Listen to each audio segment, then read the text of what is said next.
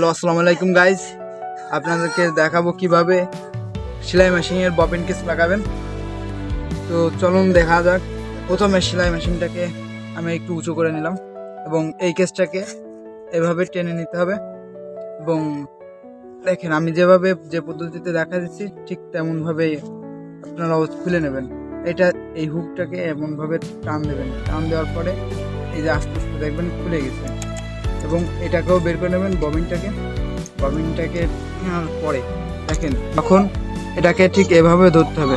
এভাবে ধরে এইভাবে টান দেওয়া এর ভিতরে ঢুকাই দিতে হবে। দিলে এই যে দেখেন ইজিভাবে এটাকে চলতেছে।